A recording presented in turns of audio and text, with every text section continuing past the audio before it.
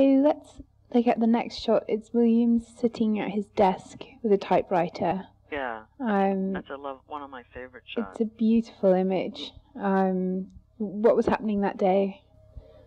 That was his 70th birthday, and the Brian Geisen painting that was usually right over the desk, I took it down just so that it was a clean background.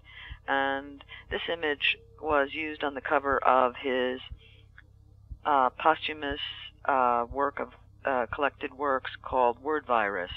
And all I can say about this, I think about the film I used. I used this now defunct film called it was called Panatomic X. It was 25 ASA 35 mil film, really really slow film, and it's just magnificent, beautiful film. So that's what I think. I just think it's a great shot. And is this the desk where William worked? Did he write? Yeah. Here? He did. And that was at the bunker, and you know, it's funny. I was thinking yesterday when I was getting prepared to sound somewhat literate when I spoke to you, I never thought about drugs when I photographed William. I mean, people might associate him with that, but he was really present whenever I photographed him, and the last thing I ever thought about was drugs. Yeah.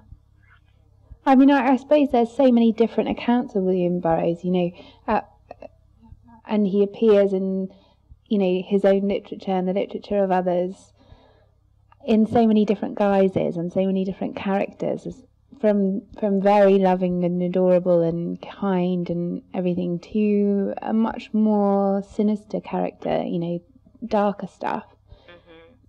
I guess I just was lucky because I never met,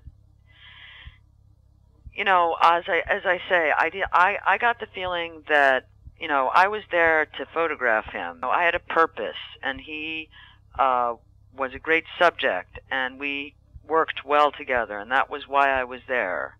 And we also developed a friendship, and I particularly felt that the last time I photographed him. He was so warm. He was clearly glad to see me. But I did not feel from him ever anything malevolent or sinister, not at all.